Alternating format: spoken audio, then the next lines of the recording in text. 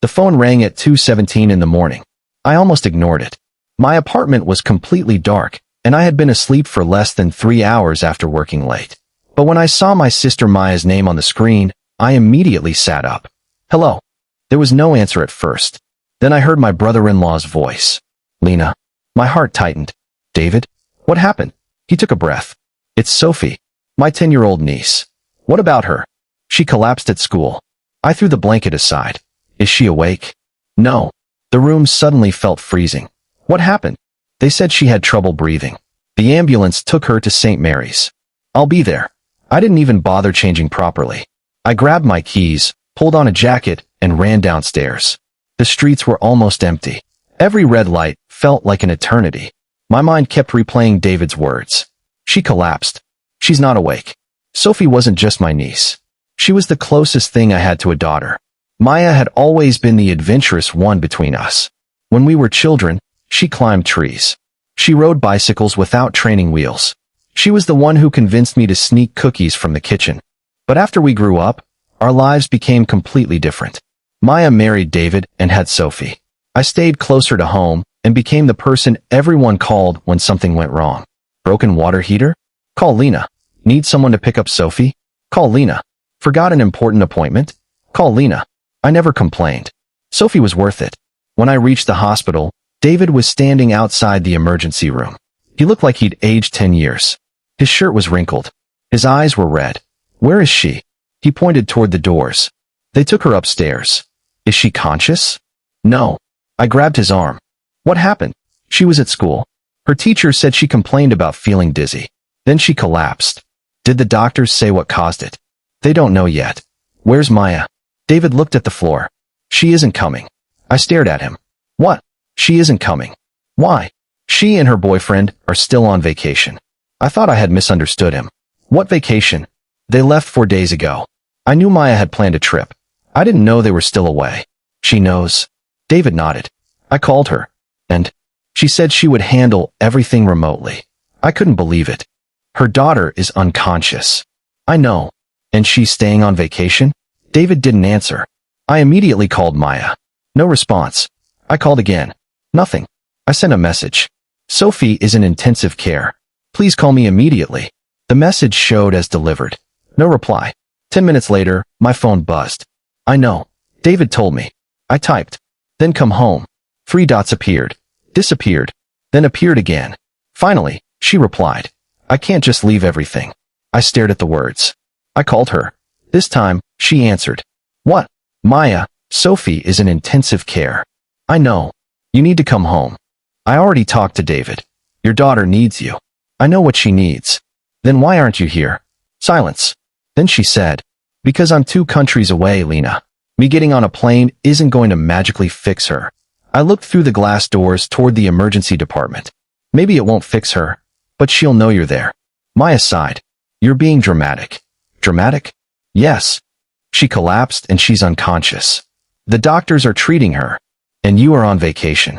I paid for this trip months ago. I couldn't believe what I was hearing. You can take another vacation. She became defensive. You don't understand how difficult my life has been. I lowered my voice. Neither does Sophie. Maya went silent. Then she said, tell David to handle it. I felt something break inside me. She's your daughter. I know. Then come home. I can't. The call ended. I stood in the hospital hallway staring at my phone. David had heard everything. He looked away. I don't understand her anymore. Neither did I. A doctor came toward us. Family of Sophie Carter? We both stood. Yes, I said. The doctor looked between us. I'm Dr. Patel. How is she? She is stable for the moment. My knees nearly gave out. Stable?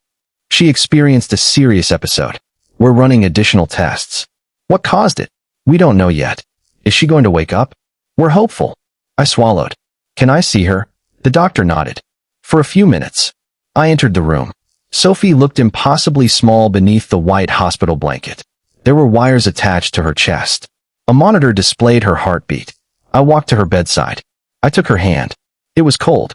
Hey, sweetheart. No response. I tried to smile. It's Aunt Lena. Her fingers didn't move. I sat there anyway. For the next several hours, I didn't leave. David went home briefly to shower. I stayed.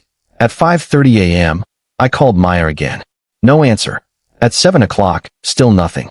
At 9:15, she finally sent a message. How is she? I replied immediately. Stable. The doctors are running tests. Her answer came a minute later. Good. Keep me updated. I stared at the message. Then I typed. When are you coming home? This time, there was no response. The morning turned into afternoon. Then evening. Sophie remained unconscious. The doctors performed more tests. One nurse asked me, "Are you her mother?" "No. I'm her aunt. You've been here all day. She doesn't have anyone else here." The nurse looked at me sympathetically. "She'll feel your presence when she wakes up." I hope she was right. At 11:48 that night, Sophie's fingers moved. I nearly jumped out of the chair. Sophie. Her eyes slowly opened. She looked confused. Where am I? I pressed the call button. Hospital. She looked at me. Where's Mom? I froze. For one terrible second, I didn't know what to say. I couldn't tell a 10-year-old that her mother was still on vacation. So I squeezed her hand. She knows you're here. Sophie blinked. Is she coming? I swallowed. Yes. I didn't know whether I was lying to Sophie or lying to myself. But I promised myself that I would keep her from feeling abandoned. Over the next 3 days, Sophie slowly improved. She began eating. She could sit up. She asked for cartoons. She complained about the hospital food. Those complaints were the most beautiful sounds I'd ever heard. But Maya still hadn't returned. Every time Sophie's eyes turned toward the door, I knew who she was expecting. On the 4th day, Maya finally called. I'll be home tomorrow. I closed my eyes. Good. I need you to stop telling people I'm abandoning her. I haven't told anyone anything. My friend said you've been telling everyone I don't care. I haven't. Well, someone has. Maya, I'm in the hospital. I don't have time to discuss rumors. She sighed. I'll see you tomorrow. The next afternoon, Maya walked through the hospital doors. She was wearing designer sunglasses. Her hair was perfectly styled. Behind her was a man I'd never seen before. Her boyfriend. Sophie saw her mother through the doorway. Mom. Maya smiled. Baby. She rushed toward the bed. Sophie reached for her. For a moment, everything seemed normal. Then Maya looked at me. Her expression changed. What did you tell them? I frowned. About what? About me. Maya, this isn't the time. You made me look terrible. I stared at her. You weren't here. Her jaw tightened. I had a reason. You chose to stay away.